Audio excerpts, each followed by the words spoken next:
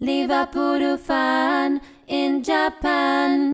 Hello YouTube, Liverpool fan in Japan here, the Miyazaki man Sai. We are back in Premier League action after the decisive 4-0 victory against Bayer Leverkusen midweek against Aston Villa. Now Villa have been up and down in form. They've got a brilliant coach in Unai Emery. Good evening. And unfortunately, it will be an evening match for me, so I can't live stream this one. But we will be back in action next week away at Southampton, 11 p.m. A-OK. I will be live streaming that one, so join me for an epic watch long. Now, this is a channel Substance in Abundance. The cream of the crop! It's a bit chilly as well, so look, I got a nice top. But all facts aside, I'm going to go through two different graphics today to highlight the pre-match analysis in a quick and digestible way before we get into the full lineups for Aston Villa and for Liverpool. Now, a few key choices to make in the Liverpool lineup, which doesn't make it the most predictable of weeks to do it, but I think there's clear indications as to who will start. So let's get into it. So before we get into the tactical treasure without measure, let's go through the rapid roundup. Wait a second. I think something's wrong with... Pop the collar. I forgot to pop the collar. I thought the feeling is a bit off there. All right, I popped the collar. Okay, back into the real world now. Yes, so what we're going to do about the pre-match analysis, the match winner, I think there's some obvious candidates here. Will Lucio Diaz start? Will Cody Gakpo start? Mo Salah, Egyptian king, dominating the wing. There's a lot of clear potential match winners here. Now, Aston Villa will keep it tight. Pau Torres organises them at the back as well. What are Liverpool trying to do? We're at home. We've got to keep our good momentum, stay top of the Premier League as well. Match winner Lucio Diaz scored a hat-trick in midweek. He'll be bang in form as well. Darwin Núñez is ready to explode, but I think the match winner is our tried and tested one-season wonder, Mohamed Salah on the wing, because he is the one that gives the crucial key passes from the width, and in fact, he can play in the 10th position and the Mazzala half-space 10th position as well, and top of the diamond on the tip as well, to launch our attacks and give those key assists, because his delivery has been phenomenal. Not just this season, for many seasons already. So he's a match winner because he can create the opening as well as score that key opening as well. Even though Lucio Diaz has shown a penchant for opening and scoring, I'm going to put Mo Salah as the match winner on Liverpool side. And he's also my fantasy football captain. So, yeah. And on the Villa side as well, now a lot of people like Ollie Watkins, but I think Ollie Watkins, Dominic Solanke, this prototype of striker, mobile, physical, athletic, decent shot, but not super uber skillful, not tricky, because you're going to look at more of the tricks on Bailly, right? I don't think Ollie Watkins is the match winner on their side, potential match winner. I think you're going to look at the pace and trickery of Morgan Rogers. Traditionally, in this season and in the last few seasons, oppositions have looked to attack us in a number 6 position, having a player drive into the space either side of our double pivot. Rogers is the one. He's pacey, he's tricky. We're going to have to get a foothold on him as well, similar to how Kaoru Mitoma came in from the diagonals.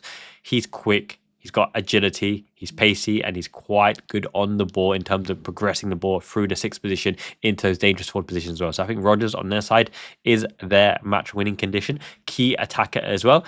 Rogers, I've just mentioned, but from our side, I think Darwin Núñez is key to stretch the attack. But how can you look beyond Lucio Diaz, who's bang in form, showed his clinical striking nature. His first touch allows him to do anything he wants with the ball. So Lucio Diaz is the key attacker, hopefully assisted by match winner Mo Salah, who will get on the score sheet as well.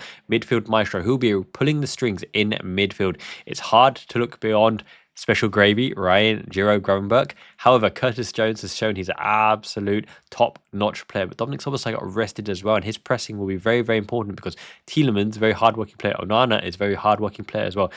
Ross Barkley is injured, I believe, for Villa. And when we talk about Villa as the villains, it's not as in villains as an enemy. It's the villains without the I. I've actually spelled it down there. Slot to slay the villains in the evening.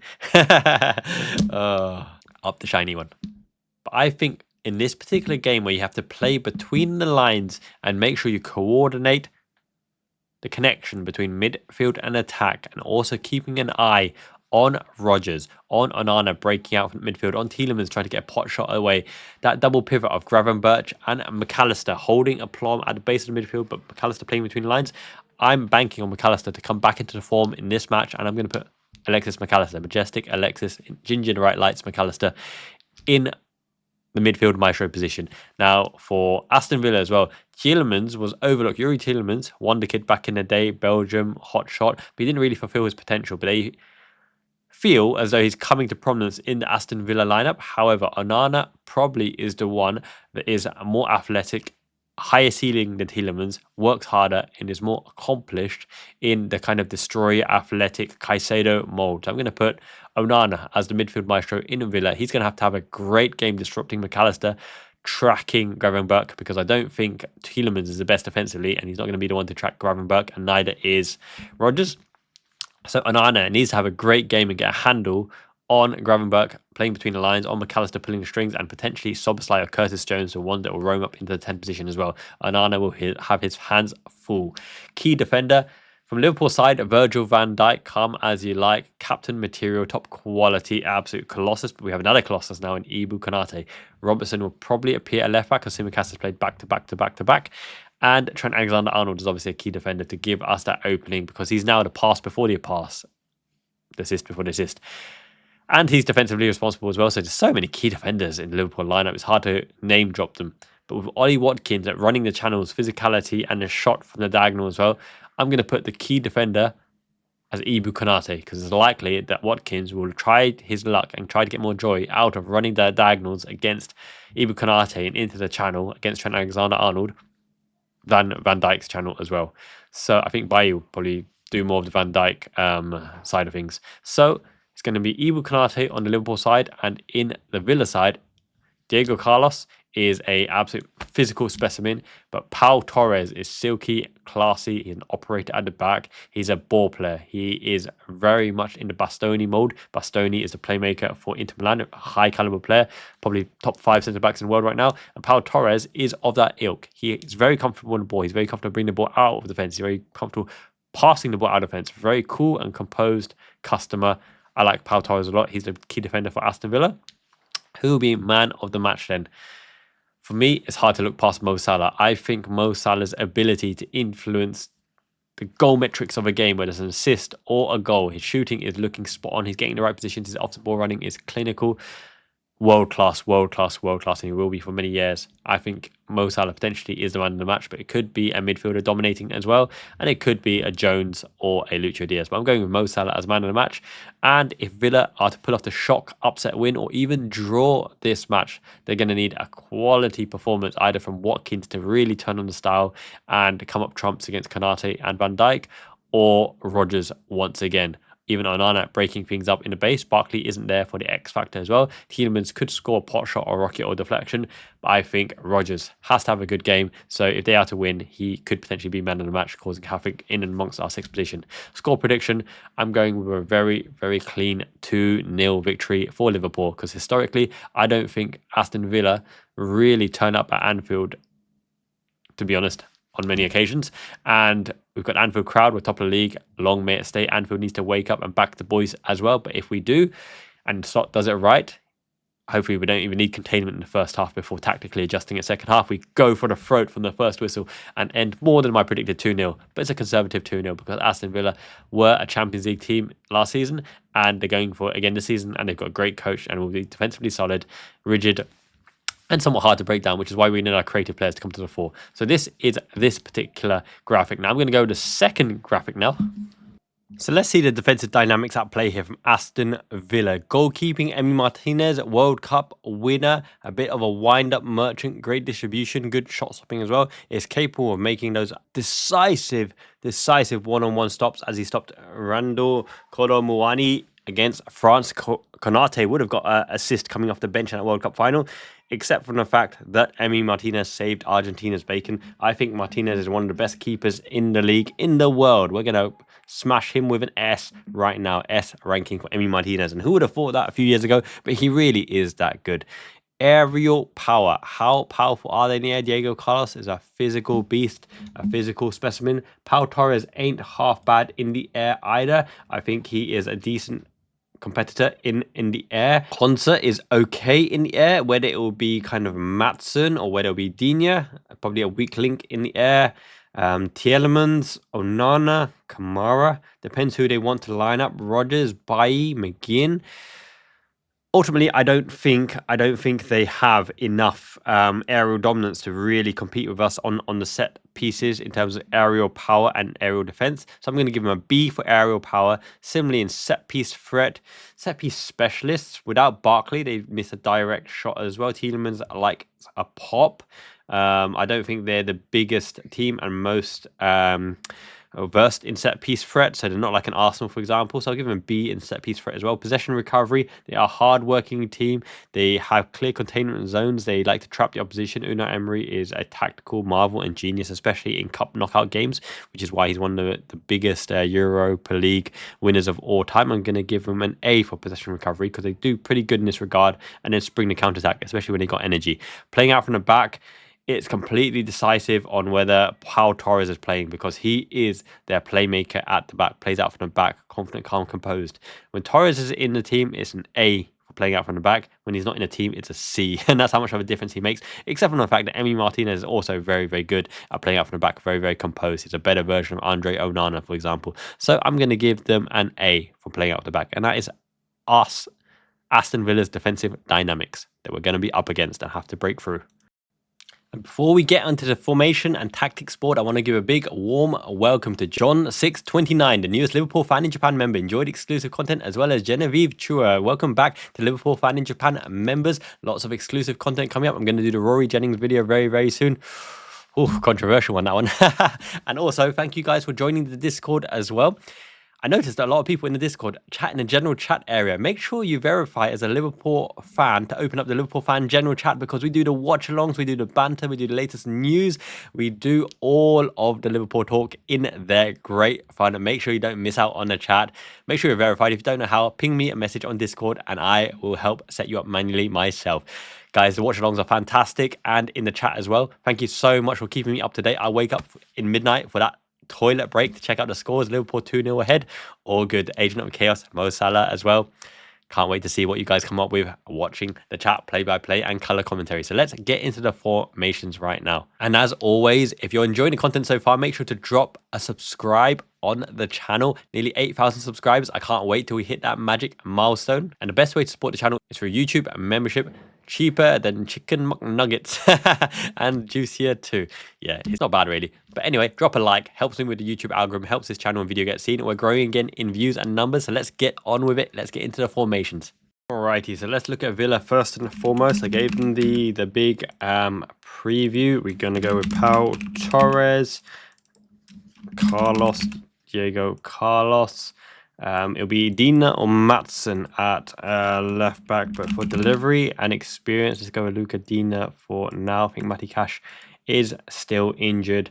So on the right hand side, we are going to go with Ezri Konsa, and then Onana, not that Onana, Liman, is it Limans or Limans? Something like that, Tielemans. Let's go with that. I'm sure there's an extra E. Is it E? Is it something like Tielemans? No, I think it's Tielemans, something like that. Yep. Okay, let's go with that. Onana and Tielemans will be there. It'll probably be McGinn and Rodgers. McGinn for his industry. Let's put Rodgers on the left. And John Duran is a wild card as well, but he doesn't usually start, does he? So it's Watkins as well. Watkins and Baez to stretch us. I mean, there is a possibility that Ramsey starts as well. We were linked with Ramsey back in the day, flying young winger, but we'll go with that. Rodgers and McGinn can interchange. Now, what are they looking to do? Dinya, obviously, on the left-hand side in this channel here, a la Simicast, his delivery. They're trying to get him higher up. They might even play the box to facilitate the fact that Dinya can go up and down as well.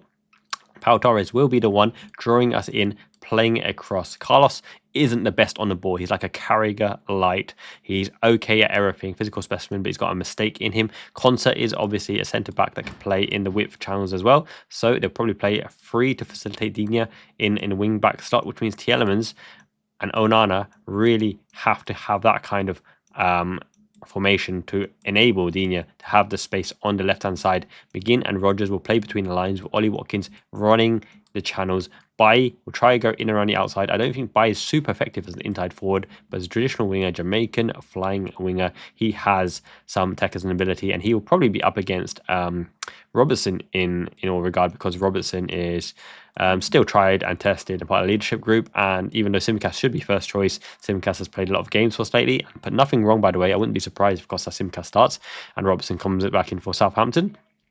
But it'll be looking like that. Rodgers and McGinn closing in around Gravenberch. Onana high pressing as well. Tielemans high pressing, but they're going to look to congest the centre of the midfield and force us down the widths. Konsa Bailly might tuck in as well. It'll be very, very tight. I expect Watkins to offer the lateral width, supported by Diaz to whip it in.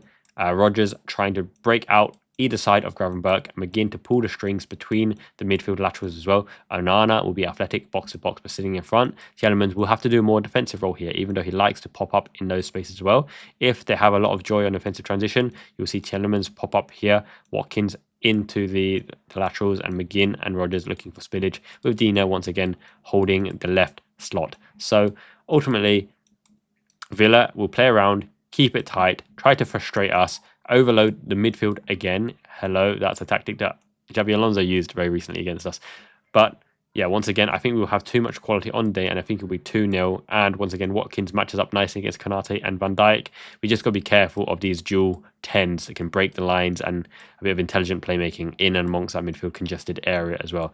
Bailly, I don't think is super effective. And they don't link up with him particularly well as well.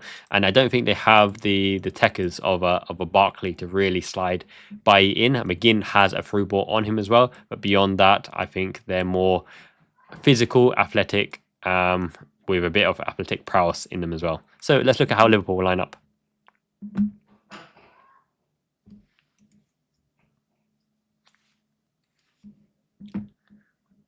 Alright, so Queeve Killer has done nothing wrong at all. Very stable. Van Dijk comes in as well. There is a world where Joe Gomez could start here, you know, because Konate is playing rapidly, racking up the appearances. Konate, Trent starts at right back because he's gaming condition in defensive zone and mode. He's actually doing really well defensive stats. Watch out for him because he still has defensive capability. He's defending. Tsimikas should be our first choice left back, but I have a feeling that Robertson will come back in for the fact that you don't keep a good man, a good Scott down too long. Looking at you, Jamie Rennie. Looking at you as well, Christine. You don't keep good Scott down, always rising to the top, the cream of the crop, nice and composed and aggressive. Excellent. Robertson will come back in to contribute. Now, in midfield, I gave Maka the big up. I think Maka starts alongside Gravenberch. In the midfield base, we know that Mo Salah will start as well, and he is the game-win condition as well as the man of the match. Now, it's a throw up between Nunez and Lucho Diaz for the striking position, knowing that Gakpo is massively on form, consecutively scoring, but he started the last two.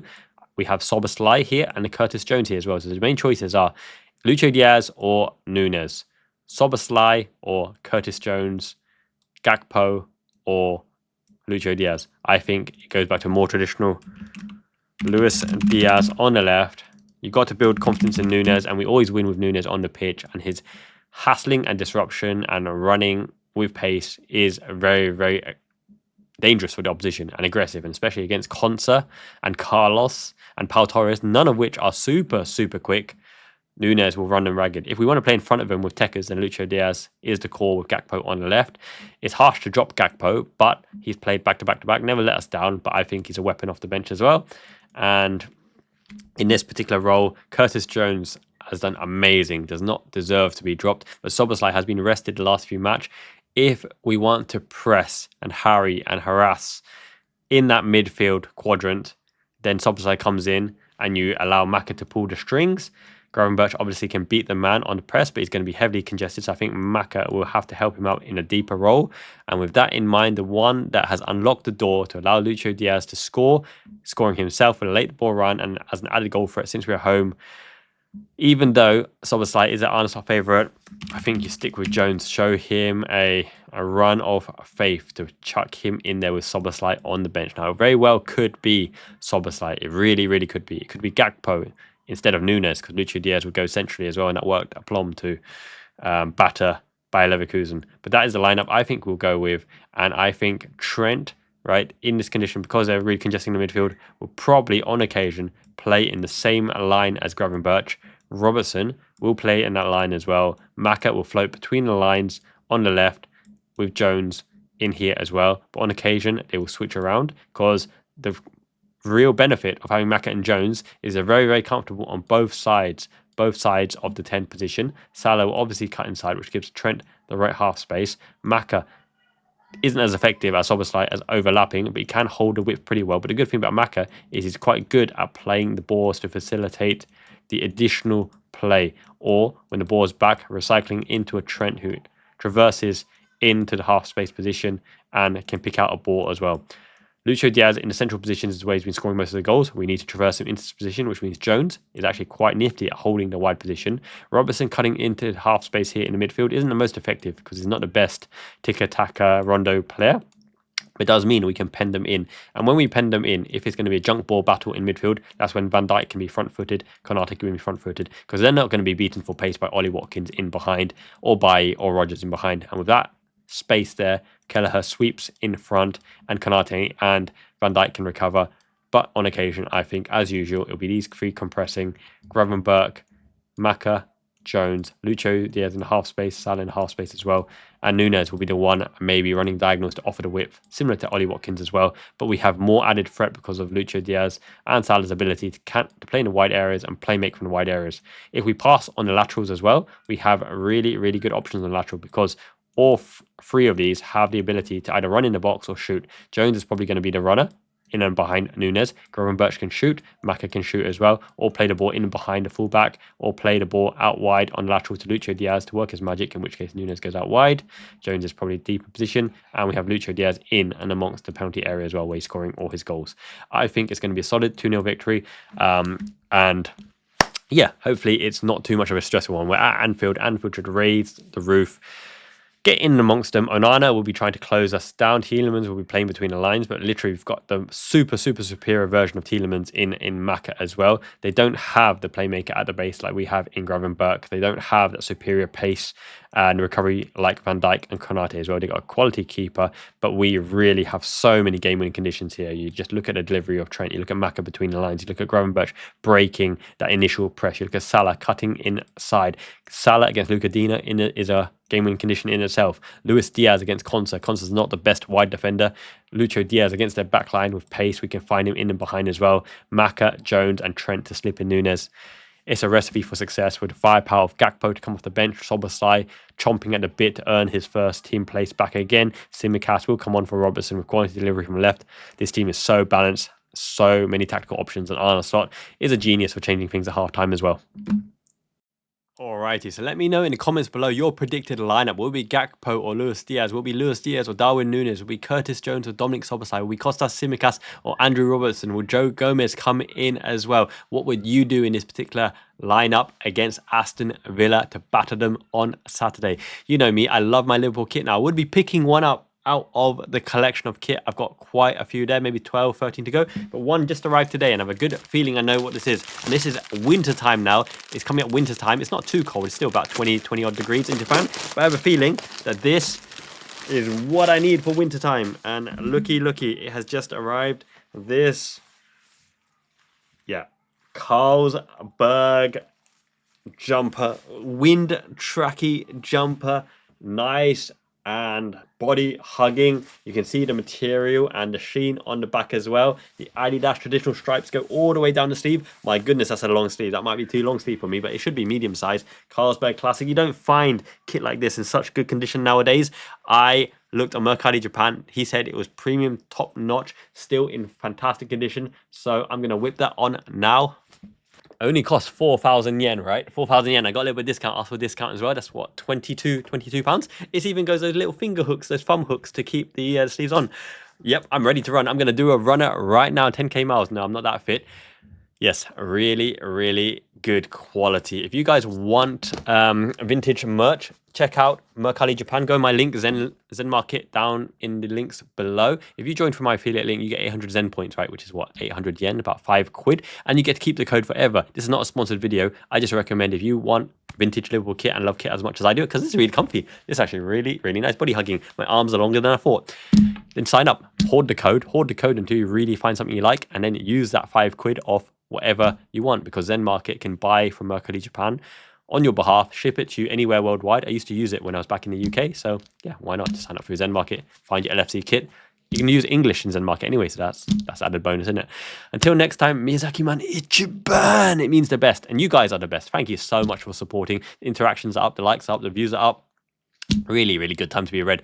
Top of the league, top of the Premier League, top of the Champions League, top of the world, baby. And we have the best manager in the league. Up the shiny one. In the battle of the bolds, we struck gold. Arne Slot is the best of the lot.